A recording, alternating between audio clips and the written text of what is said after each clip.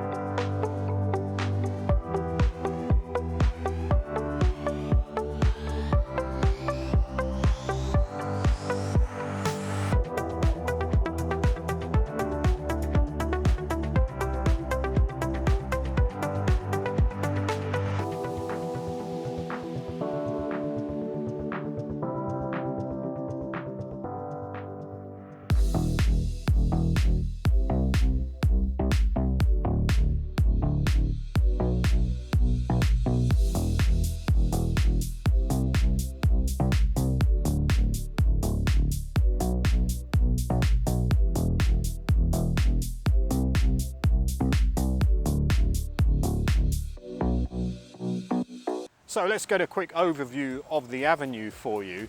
It starts right here by the Grand Palace, and there are three sections to the avenue. The inner section is the shortest part, that's about 250 metres, and that goes from here up past Sanam Luang and the Supreme Court until it gets to Phipop Lilat Bridge. Once it goes across this bridge, it becomes the middle section, and from here it goes round to the right, past the Khao San Road area, around Democracy Monument, until it gets to Panfa Lilat Bridge.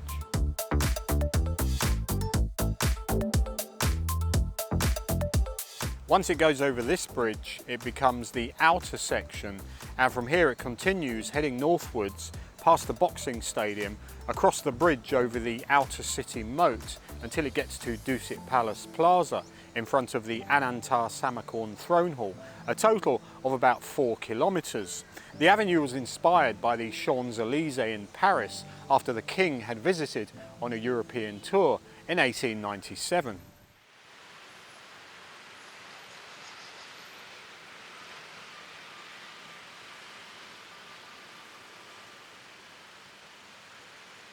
So I thought I'd mention this before we start the video.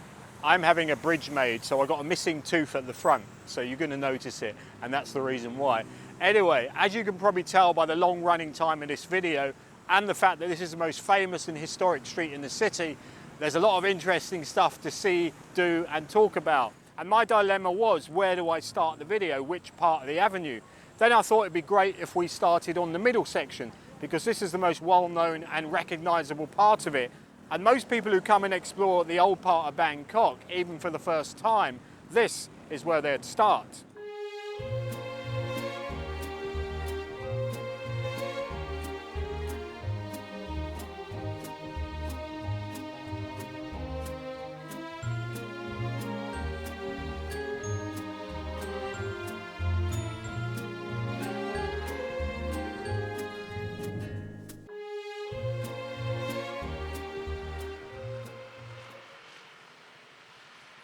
Well, if you are familiar with this bridge and this intersection, you'll know there's lots of well-known spots around here worth visiting. So I thought I'd give you a 2-minute overview of all the interesting places in the vicinity of this bridge.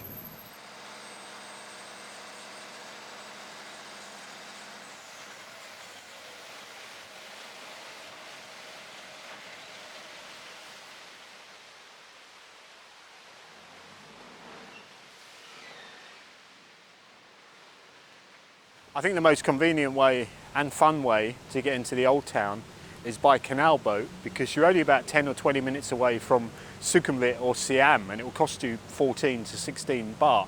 And you'll soon know you're in the old town because you'll see the great big spire of the Golden Mount.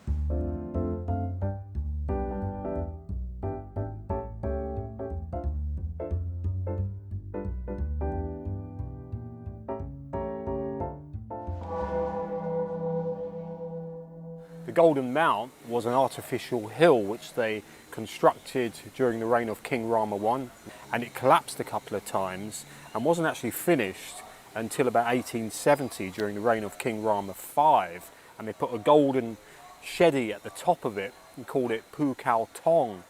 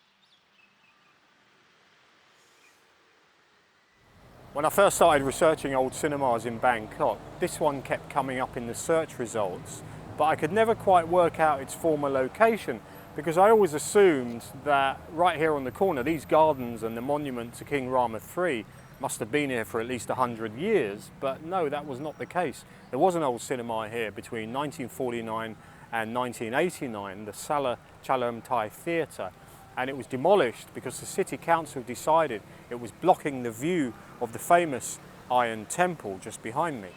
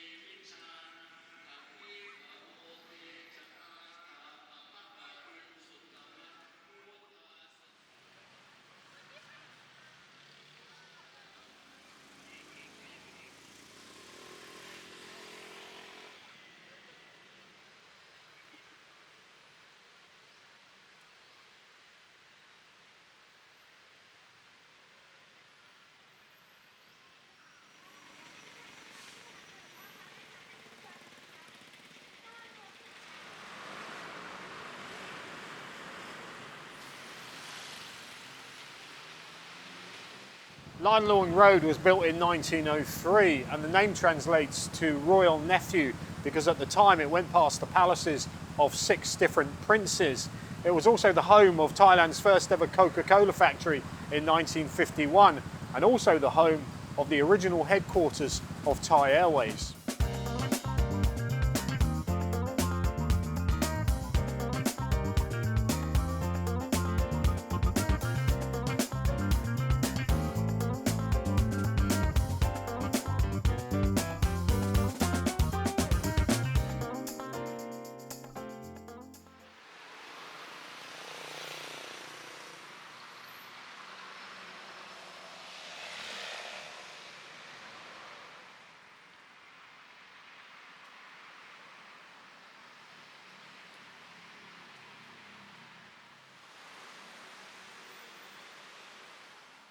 This building on the corner of Sanam Luang Road at the intersection is the King Phipop Museum.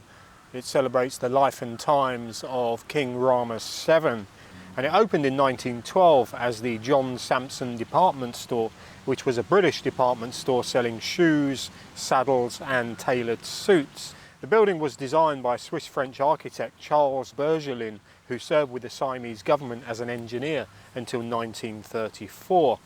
The King Phipop Institute had the building renovated and opened it as a museum in 2001. This is well worth a visit as it recounts the story of the life of Thailand's last absolute monarch.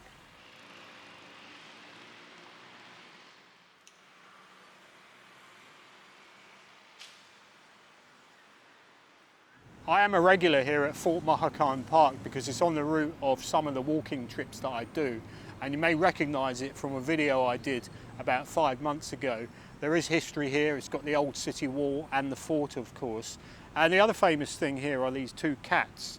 The black one's been in 4 videos now, it might be 5, and the grey and white one here has only been at the park for about 1.5 years, and she's still having trouble fitting in because the black one doesn't really like her. And there's nothing I can do about that.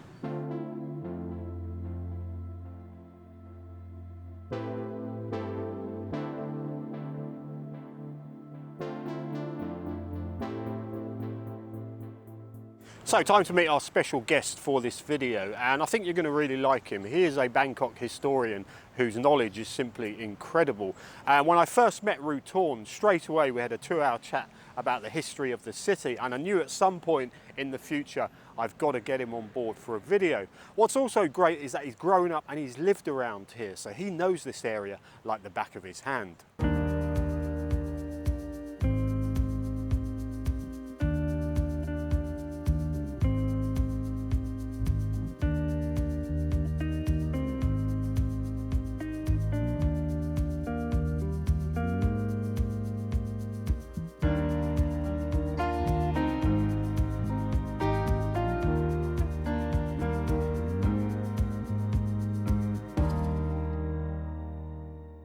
Rutorn, I think it's great. We finally got to sit down with a camera rolling. You're someone very much like myself who has this passion, enthusiasm for history, research. And as someone who grew up here, went to school here, have seen historical events taking place, walked these streets growing up, did that have an impact on your interest in history? Certainly it did.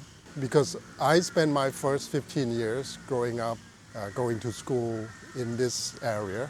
I saw several political, social, cultural events and incidents happening in this area through the years. The very first event that I witnessed that has been etched in my mind is the visit by US President Richard Nixon in 1969. I was a student at school, 8 years old. My school took me and my classmates out to Rajadamnern Avenue to receive the president. And his motorcade was going through. It was a big event for us, especially for school children like us.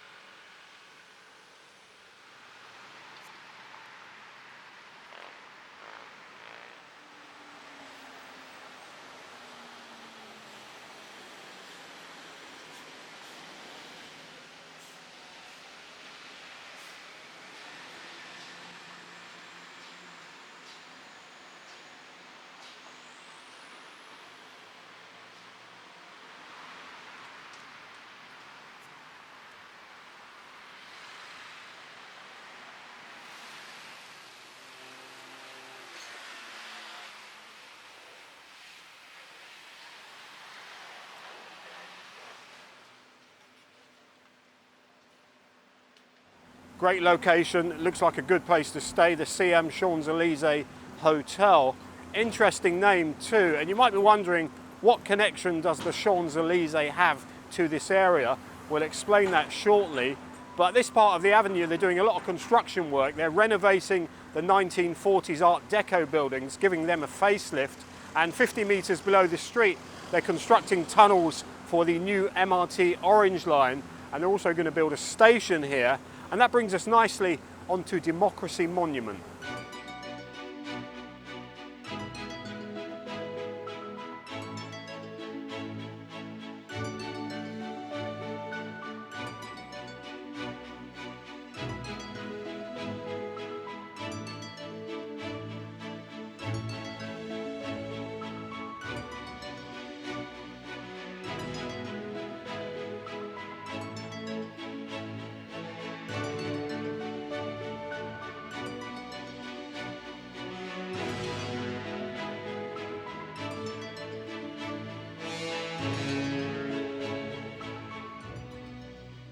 democracy monument built to commemorate the 1932 revolution.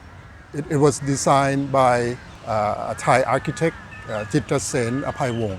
And the reliefs at the base of the structures were the work of a legendary sculptor, Corrado Ferrucci, Professor Sin Pirasi, who was the founder of Silapakon University.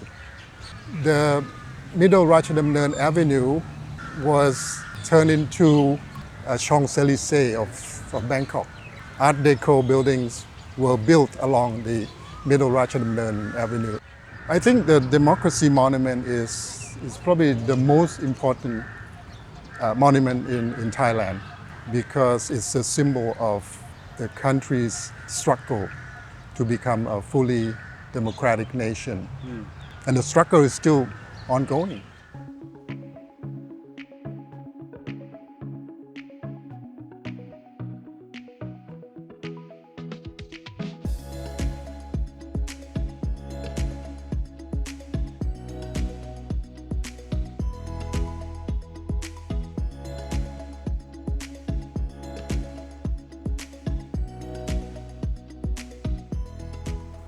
A lot of history has been made here at the monument and along this part of the avenue.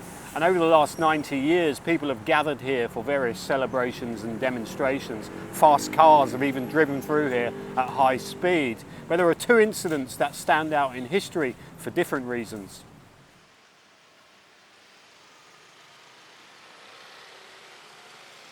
The avenue went through a lot of incidents and events. For example, the 14 October 1973 Student Uprising. I was still living in my house, and the uprising took place on middle Rajadamnern Avenue. Hundreds of thousands of people came out to protest the government of Field Marshal Thanom Kittikachorn at that time. And the government used soldiers from the army to suppress the uprising. There were a lot of gunfire. But my mother was working at the Royal Hotel at that time. And she and my father, on that day, the 14th of October, they went to the Royal Hotel to tend to the wounded. Some students were shot. Yeah. A lot of students actually were shot. They were taken into the hotel, and my parents were there. And so that was probably the biggest incident that I was kind of involved with, because on that day, some people who were in the group of protesters, they were affected by the tear gas, and they ran. They actually ran into my house to escape from the tear gas. There was a campaign to build a memorial for the incident, and eventually it was built.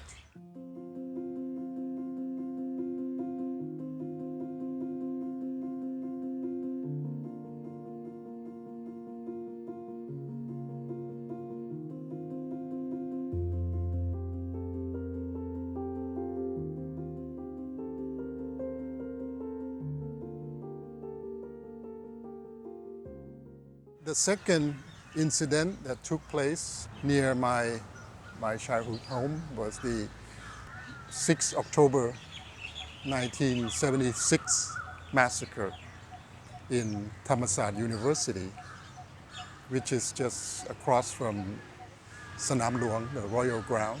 And that was a big political incident as well, and a very sad day for Thailand, because a lot of students were killed.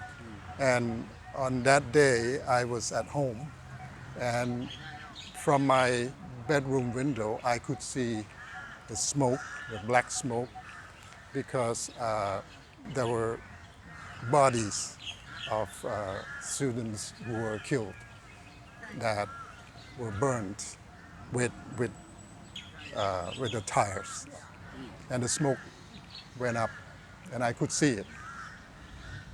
Could you smell it? No, I was too far away, but I could see the smoke. Yeah, and it was one of the saddest days in our history.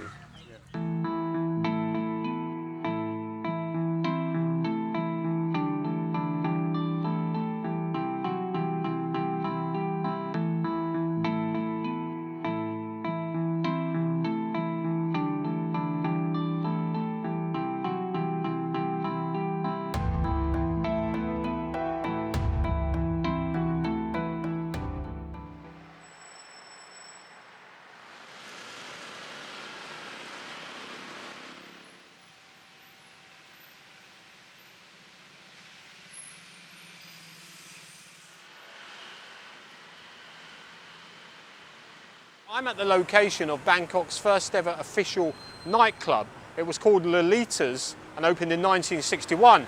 And I know what you're thinking, surely there were nightclubs already around Bangkok at that time, but the owner of this nightclub was the sales manager for the Thai Rath newspaper. So he would have made sure for certain that he got that badge of honour. And it was the kind of place where hysos and the influential would come and hang out and be seen, because the connection to the Thai Rath newspaper meant that their photos could end up on the society and the social pages.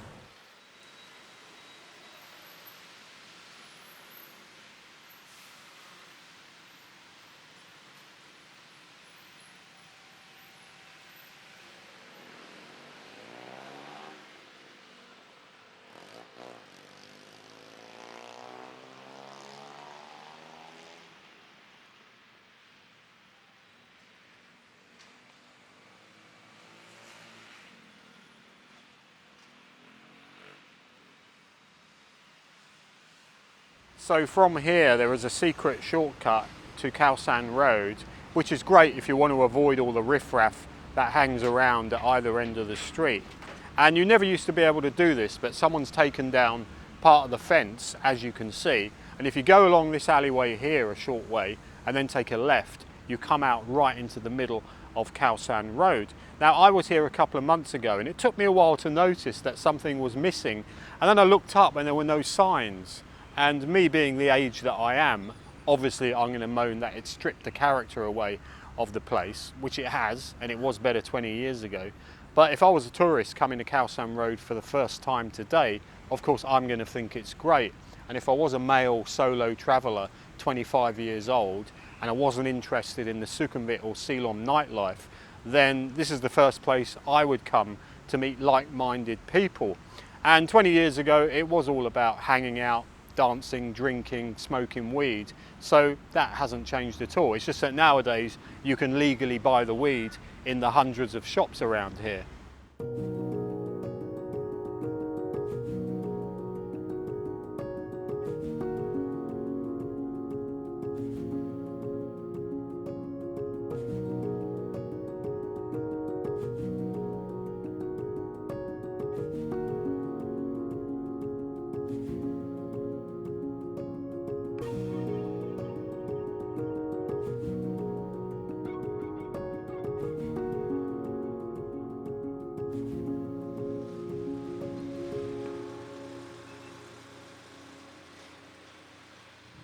Royal Hotel, you've got, or your family's got history here, right? Yeah, my mother worked in this hotel for 40 years as a dining room supervisor. It was frequented by Bangkok elites, people of high status, politicians, high-ranking government officials. It was quite a posh place to be. Do you think it's still up to that standard? I don't think so, no. No. When I was filming here in 2021, it was being used as a quarantine hotel, which I just read up about the history on it, and I thought that's a shame, really. It's come down to that. But I've seen the pictures online. It looks very nice inside. It was much nicer back in the day. That's like many things in Bangkok. It was always better in the old days. Right. like Khao San Road.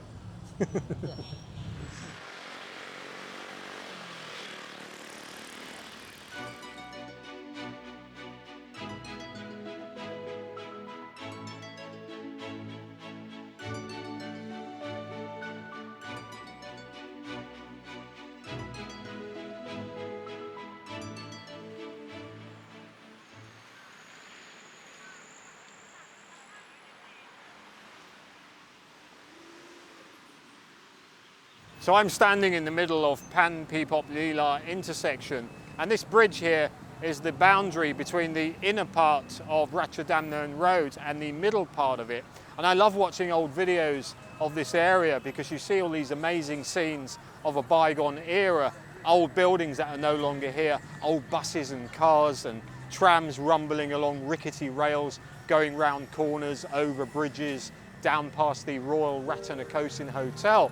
And this canal here is the old city moat, and once upon a time you could actually follow it all the way to the river, but since about 1971 that hasn't been possible because it's been hidden under about 10 tons of concrete.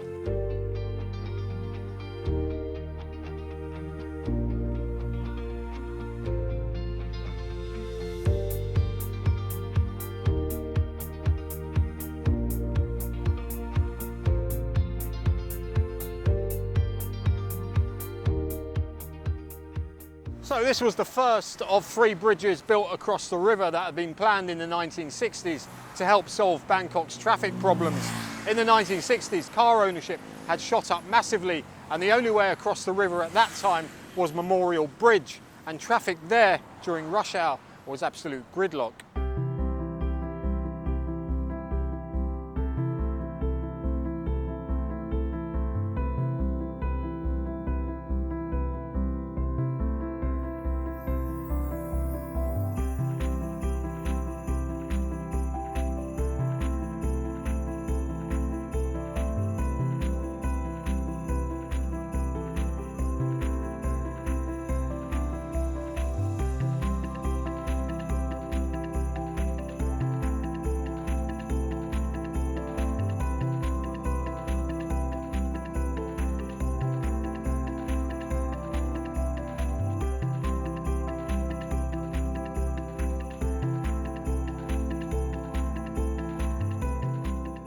As well as putting the old city moat under several feet of concrete, another casualty of the Phra Pinklao bridge was the Chalerm Sawan 58 bridge, a historic bridge built in 1912 that was dedicated to the memory and the legacy of King Rama V, King Chulalongkorn. It was dismantled in 1971, and the original plan was to put it up in Lumpini Park, but due to budget issues that didn't happen. There was another plan to make it part of the Chang Rong Sea Bridge down by the Ministry of Defence building, but that didn't happen either. So I would imagine somewhere this bridge is still in storage, waiting for a new home.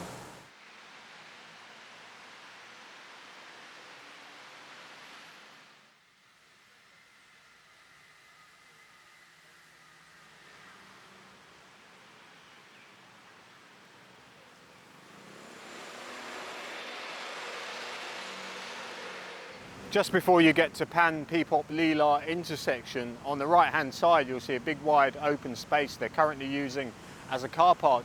In fact, last time I was filming in the area, they were storing shipping containers here that they used to blockade roads during the 2021 protests. Anyway, this piece of land does have historical significance, and there have been a couple of notable buildings here over the years. The original building dated back to 1884. It was the Badman department store until 1931. That building then became the Public Relations Department before being demolished in 1959. In 1961 they built a new Public Relations Department building, and the very striking architecture was typical for the era. Just further up on the corner was the Revenue Department building. That dated back to 1948. Anyway, both these buildings were set on fire and subsequently destroyed and demolished after the 1992 uprising, an uprising that they called Black May. Here are the top stories. As many as 10 people are killed and hundreds more injured when police in Bangkok, Thailand opened fire on violent anti-government protesters. Bangkok burns in the fury of anti-government demonstrations in a night of bloodshed and destruction. The Black May incident took place after Suchinda Krapayun became prime minister, although he said he would not become one. And then the people were very angry and started protesting shortly after he took office. Well, the uprising became bloody because the government decided to send out army troops to quell the uprising. And they started shooting people right around here, throughout the avenue. Well, there were students, of course, who protested. And some students went into the Royal Hotel, and the troops followed them in order to arrest them. And the brutality was quite obvious at that time. And then the King Rama V, he called on the Prime Minister Suchinda and the leader of the demonstrators, which was, I think it was Jamlong Simuang. He was a former army officer. The king called them into to audience and told him, stop the bloodshed, stop the chaos. And they listened to him. So Suchinda resigned as prime minister. And then Anand Panjarashun was called back to become prime minister again for the second time. I'm surprised they have an acknowledgement even here to what happened in May 1992. There would have been a lot of opposition for something like this, right? Maybe there was some opposition from the military, but I don't know.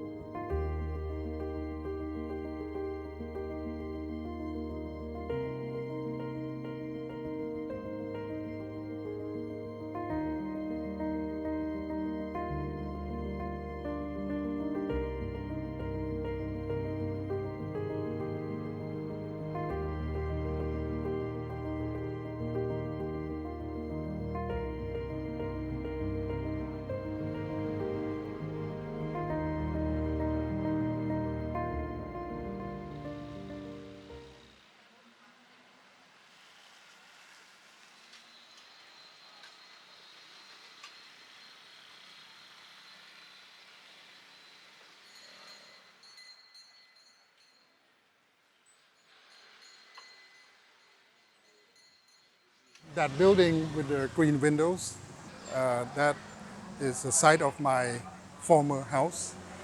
It was my childhood home where I grew up, and I spent 15 years, my first 15 years in that house. It was a two-story wooden house built by my grandmother. We lost the house in a fire. There was an arson in the back of the house from someone else's house, and it spread to our house. So half of the house was gone in the fire. So we were forced to move to another area of Bangkok. So we moved to Soi Ari on Hon Yotin Road. Quite far from here. Quite far from here, yeah. So, yeah, that was the first 15 years of my life.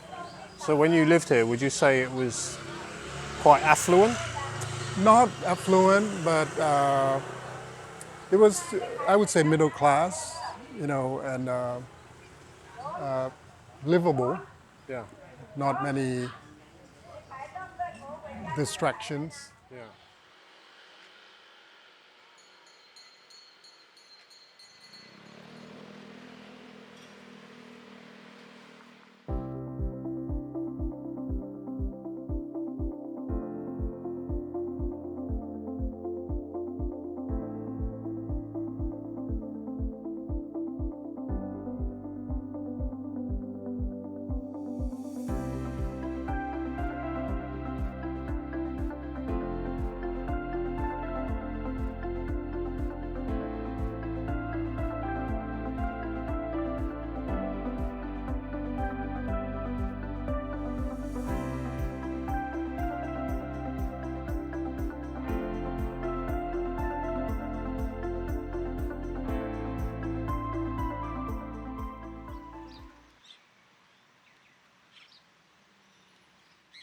The criminal court back in the, I think in the 90s, it was still here. And then they moved it to Rajadamnern Road. And they raised down the old buildings and built this new building. And now it's the Supreme Court building. And in front of it, there's a statue of Prince Rapi Patanasak, who is considered the father of the Thai legal system.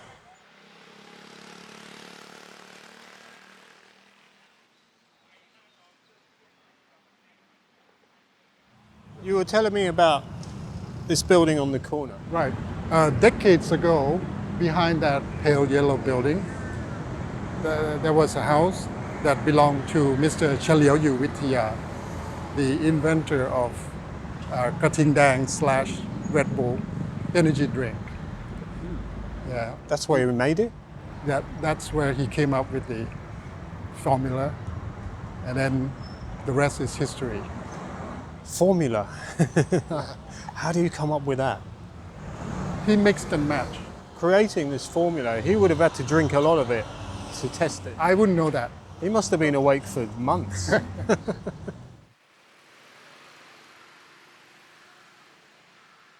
At the back of the Royal Hotel, there's a street called Trok Sake. It runs alongside a narrow canal, and it's where many street sleepers and homeless congregate, particularly after dark. And it's also where the foundations do their food handouts for the homeless. Now, if you're walking around this area seeing the sights, then you can't really miss it. Now, as I'm doing a video in this area, I can't exactly pretend it doesn't exist. So I jumped on a bike with my camera and shot some footage, and this will give you an idea of what the area's like.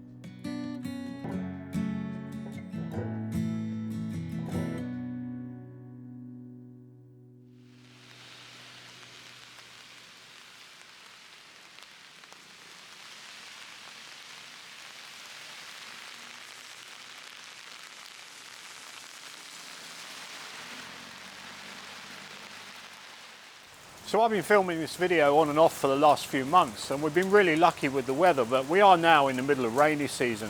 But today has been particularly bad, and I've been sitting sheltering for the last 2 hours, getting really bored. And you know what I always say in this weather? I say the show must go on, which is not one of Queen's better tracks. I'm sure you'll agree with that. But I was going to talk about visiting old Bangkok for the first time, because when I announced I was going to be filming around here a while ago, a lot of people sent me messages asking me stuff like, what's the nearest MRT station, where can they get the boat to, and where should I tell the taxi to drop me off? And if you are visiting the old part of Bangkok for the first time, and you look at the maps, it is a little bit confusing, because you see it described as the old town, the old city, Prakaew district, or Rattanakosin Island. And the most common question I get asked actually is, where and what is Rattanakosin Island? They think it's some kind of ancient island in the river, but it's still very much alive. Rattanakosin Island is actually the old town area. and it's surrounded by water. You've got the Chao Phraya River on one side and the old city moat on the other side.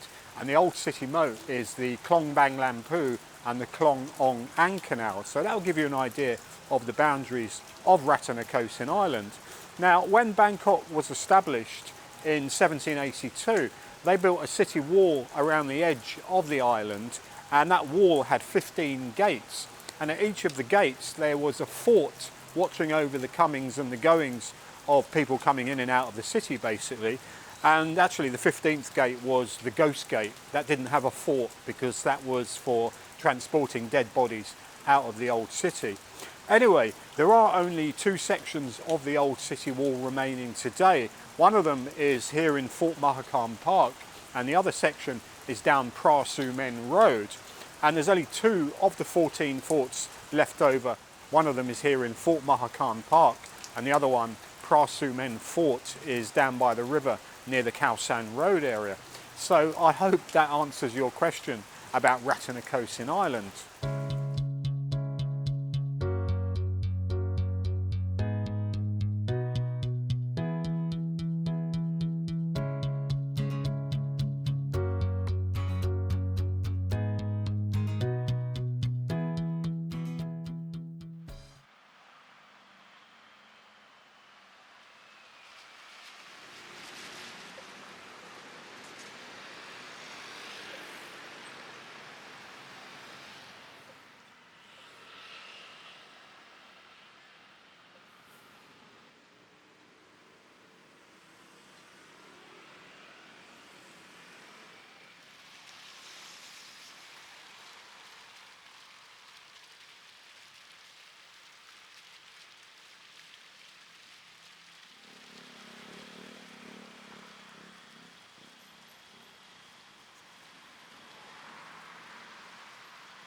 So from Phipop Lilat Bridge, we're heading down the final part of the avenue. This is the inner section, and it's only about 300 meters long. It takes you to the intersection in front of Wat Prakaew and the Grand Palace. On the left-hand side is the big Supreme Court building, and on the right-hand side is Sanam Luang, the royal ground, and that is where we're heading next.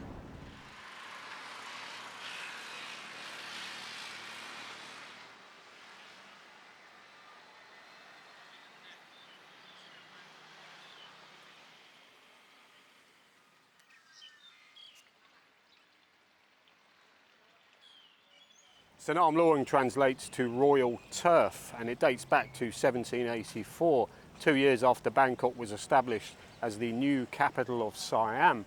For the first 100 years it was used for royal ceremonies or religious festivals and gatherings. They had cremations here for members of the royal family, and part of it was used to grow rice. In 1897 King Rama V expanded it into a wide open space open to the public, and over the years it's been the scene of many festivals, celebrations, markets, gatherings, concerts, protests and demonstrations. It was also home to the original weekend market. Sanam Luang Market was the predecessor to Chatuchak Market, and it moved there in 1982.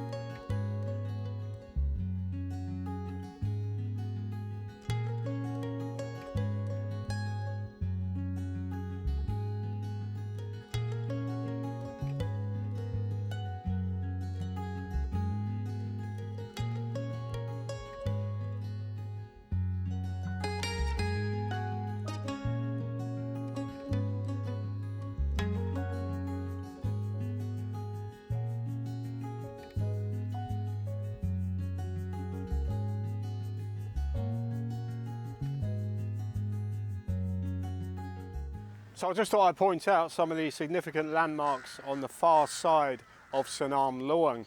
And that is the National Theatre building there, which is right next to the National Museum, and that is currently undergoing renovation. Then you've got Thammasat University, and that building there is the main auditorium. You can actually walk in and have a look around the campus. They've always got exhibitions on there worth visiting.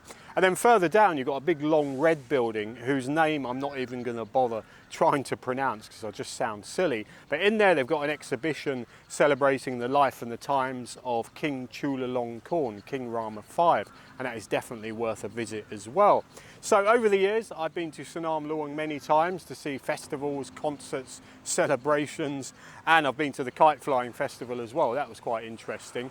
But today is the quietest I've ever seen it. There's only 3 of us in the park. It's probably because of the heat, but those 2 people are jogging round and round. Lots of security guards, of course, and lots of cute squirrels as well. That's why I bought some watermelon.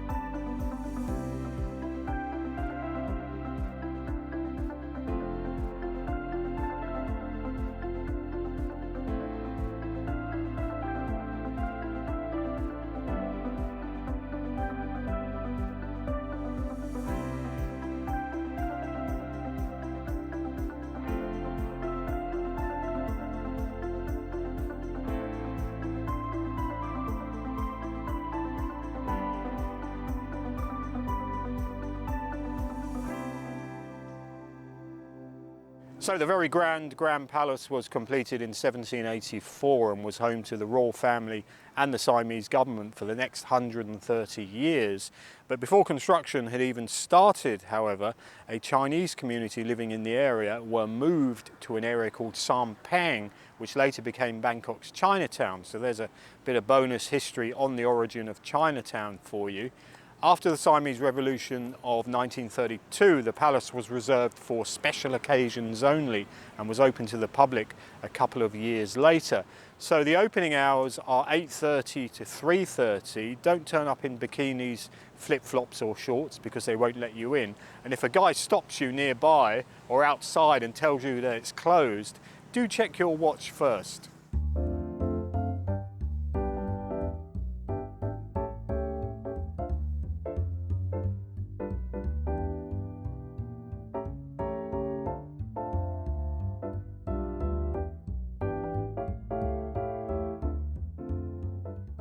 So from one palace to the other palace now. The avenue was built in 1903 at the order of King Rama V. He wanted a road that would connect the Grand Palace to Dusit Palace, and the plan was that would become his new official residence, and that is at the other end of the avenue.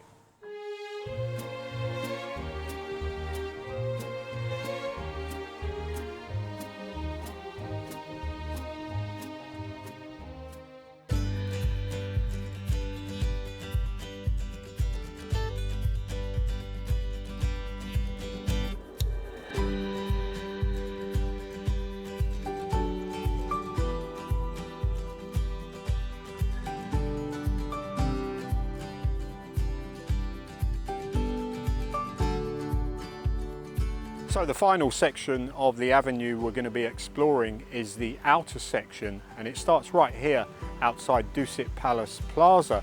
Now many years ago you could actually drive into the plaza right past the palace, but nowadays there is a big gate there, but you can still peer through and get a good view.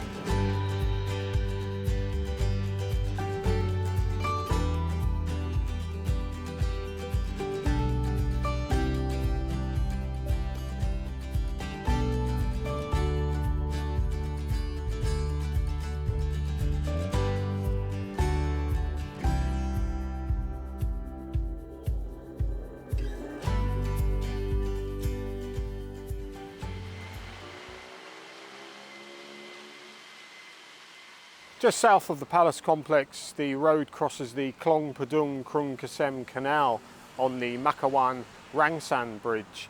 And the canal was dug in 1851 as the outer city moat to protect Bangkok. And there used to be a fort on this corner right up into the late 19th century. And on the other corner is the Bangkok headquarters of the United Nations building, which dates back to 1953.